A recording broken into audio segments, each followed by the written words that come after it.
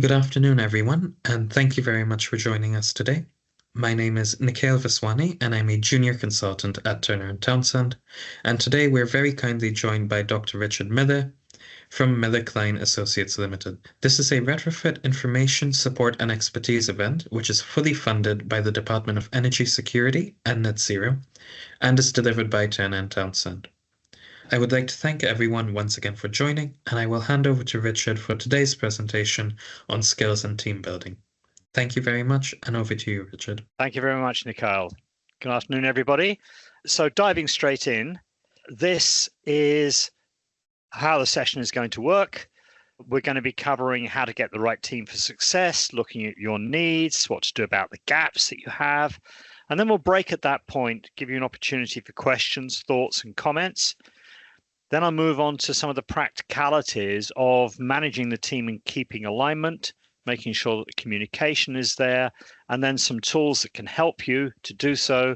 And then another session of questions, thoughts, and comments to round off the session. So the question we're dealing with today essentially is, will my team be up to the job? Do I have all the skills that I'm going to need? How will I identify any gaps? How will I fill those gaps? And if I've got the team, will they work well together? And what can I do to kind of head off problems before they start? And this is important because these large-scale retrofit projects, they are complicated and they're delivered at speed, right? You don't have infinite time to sort out the problems. You have to keep cracking on. So speed is an issue. And there are quite a few specific rules that you must follow. If you're applying for BASE funding, then there are competition rules.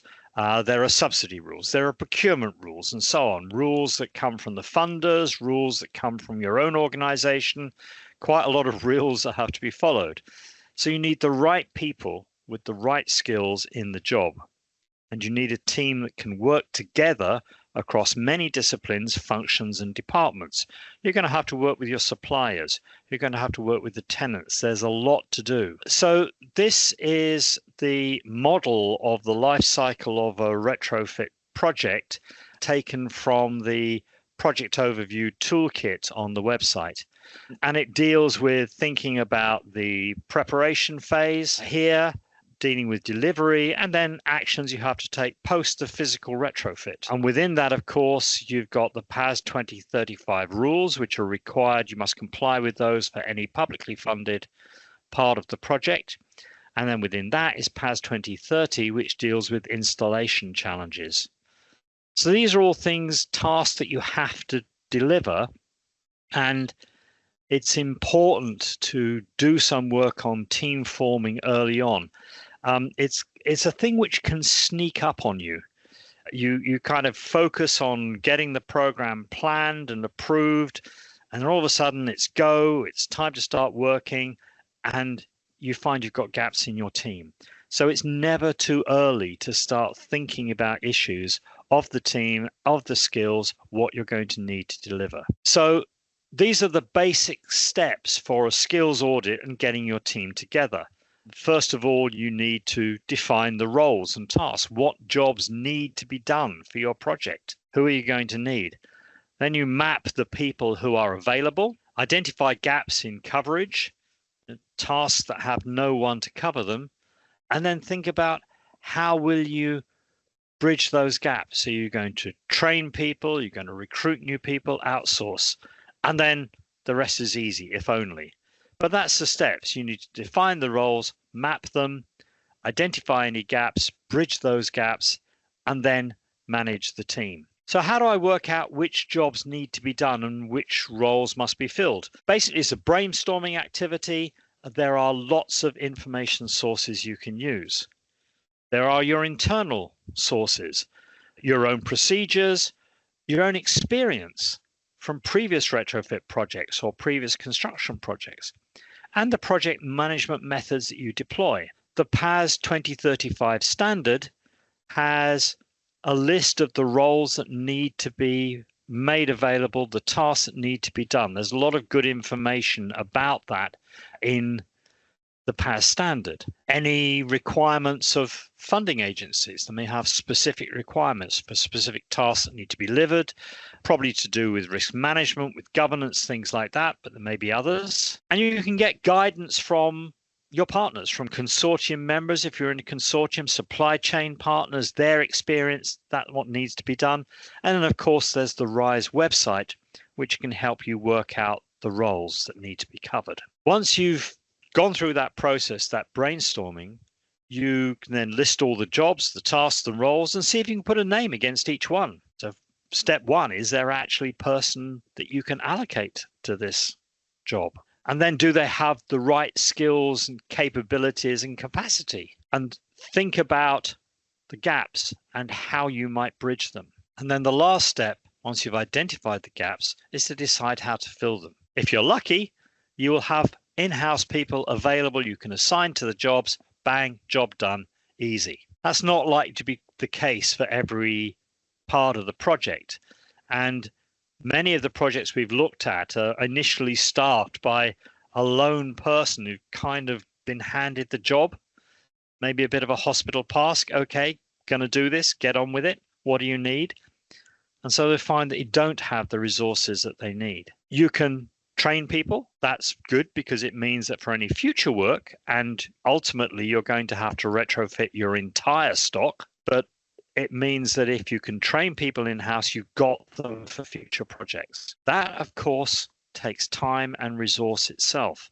It's a non-trivial thing to do. You can recruit people. You can actually say, hey, the headcount isn't going to be able to manage this. We need some additional people for these kinds of projects and going forward for future programs. The only thing we can do is recruit. That, of course, also takes time and resource. And particularly, you might be fishing in quite a small pool. So we've seen a number of organizations that have decided they wanted to hire an in-house retrofit coordinator for their projects and found that actually it's really hard to do that. There's big demand for those roles, so finding the people is difficult. And then lastly, of course, you can outsource. You can pass the work on to somebody else who can do it for you. Again, potentially attractive, but has its own problems. Again, the resource may not be available. Lots of people trying to do the same kind of work at the moment. Not that many outsourcing organizations who can handle it. Actually finding the people to outsource to may be problematic. And another problem with that is that there's a risk that if you keep your core center activity really lean, then you're not learning very well, which means that you're not internalizing the information you need for subsequent projects. So it's a good approach, it's an effective approach, but it can also leave you a little bit vulnerable. Okay, so now we've got the team assembled. We've got a different problem, which is how we're going to keep all the plates spinning through the project. How can we head off problems and what can we do when they arise?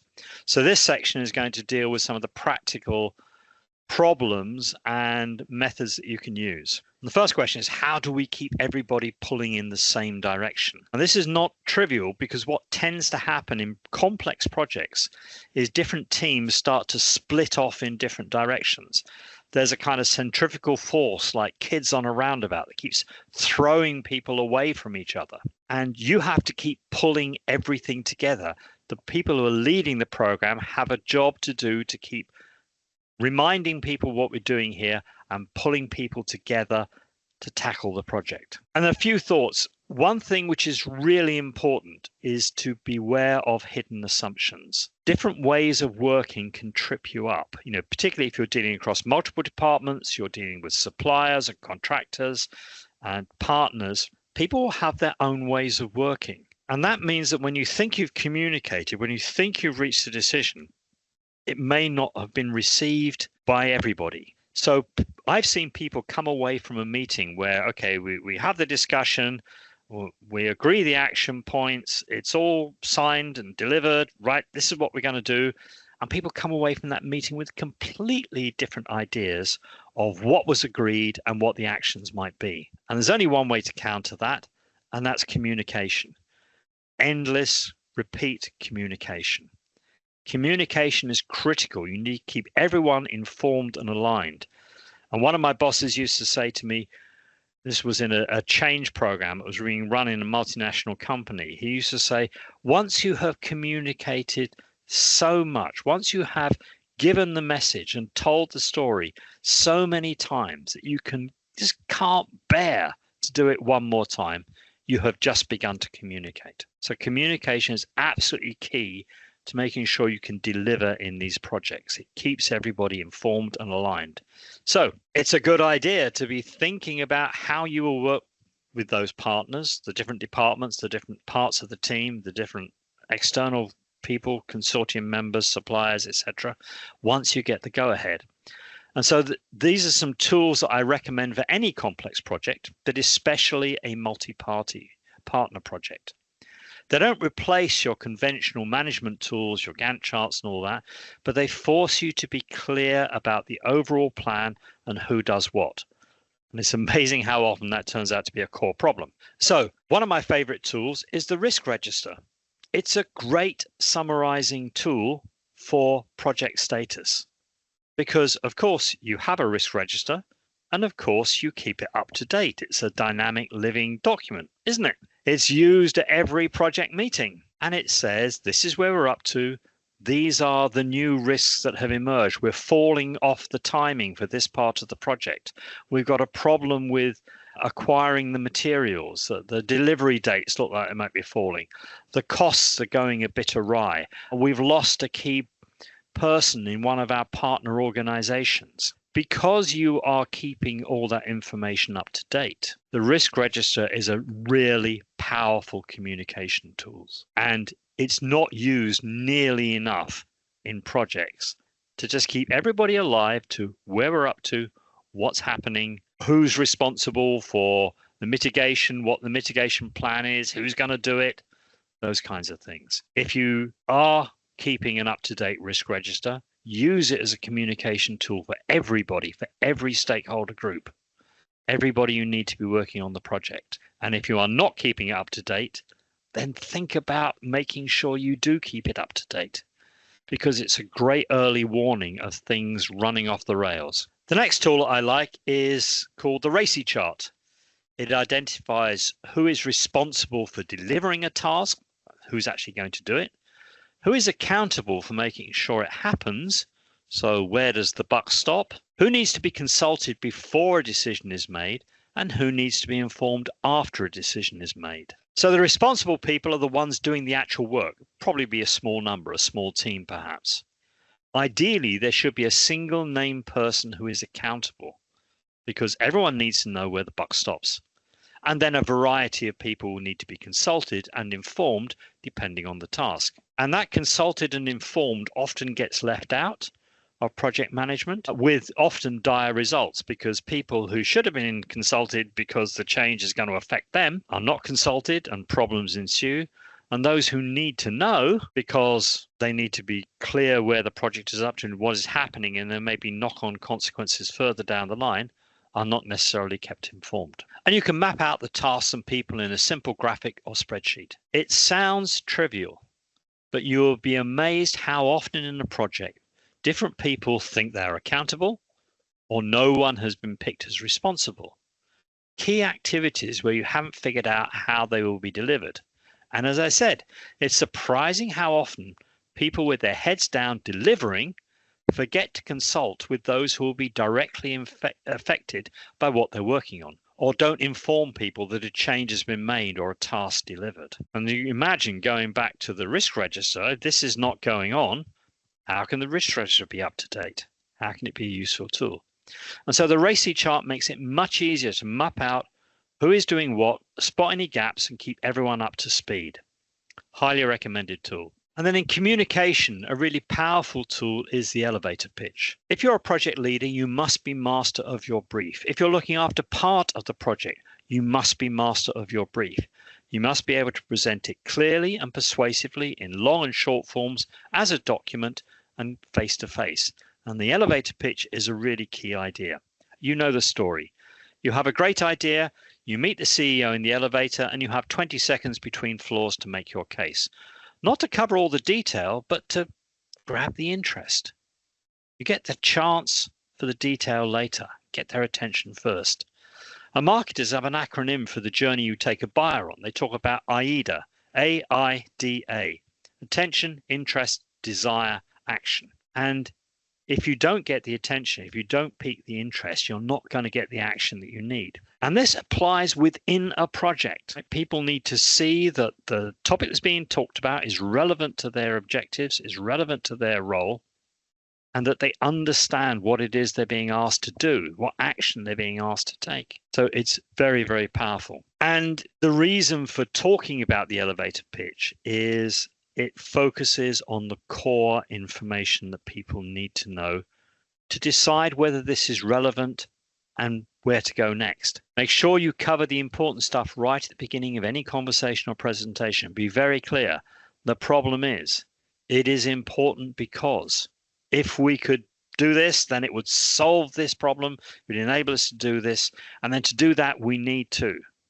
The details come later. And I keep seeing presentations, I keep hearing conversations in which people are so focused on the details that they never actually get the why does this matter to the person I'm talking to? What am I asking them to do?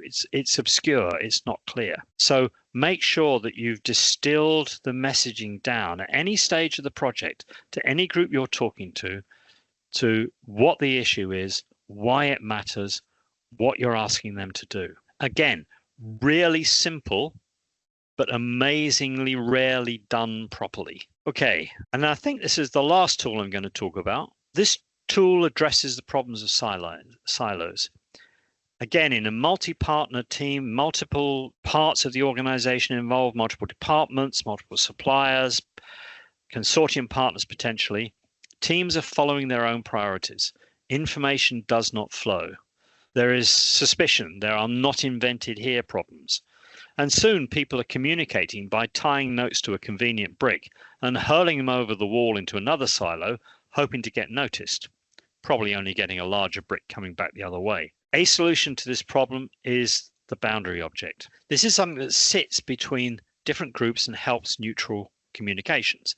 It can be a mathematical model, a shared project plan, a roadmap, process maps, all kinds of things. The risk register can be a boundary object. It can help everybody in different parts of the project understand where we're up to and what's going on. It can be all kinds of things, but there are some rules. It must be co-invented and collectively owned. All the relevant groups must be involved. A boundary object cannot be created by one team and passed over to another.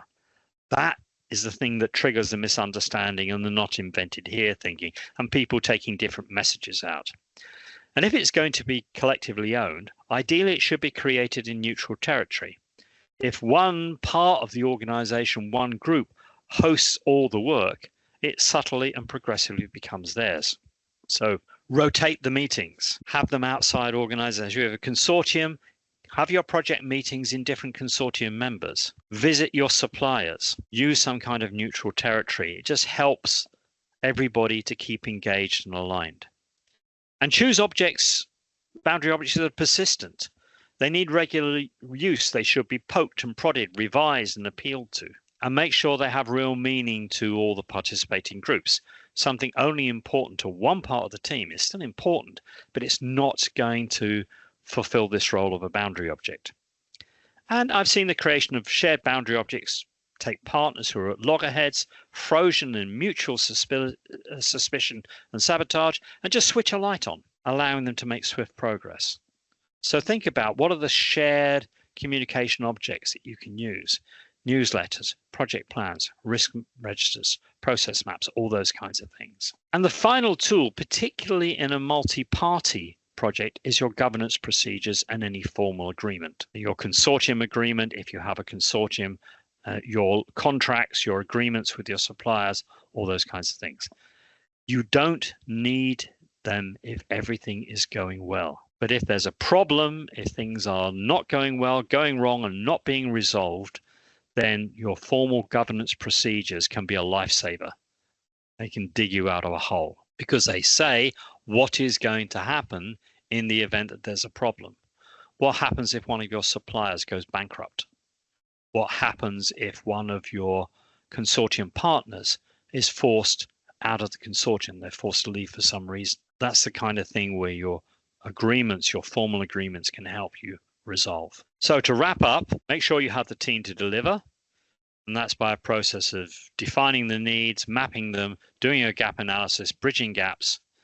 And then it's on to communication, communication, communication. Beware hidden assumptions. Do not assume just because you think you have communicated clearly that the message you're trying to put across has been received. So you can use the risk register to monitor the project and help everybody understand where we're up to and where the issues are. You use your elevator pitch, your RACID chart, and boundary objects to help keep people aligned, to keep communicating, to keep everyone seeing where you're up to, what's happening, what the issues are. And then you have your governance and formal agreements for dealing with serious problems. So that's a canter through some of the topics for keeping a team aligned and keeping the communications flowing.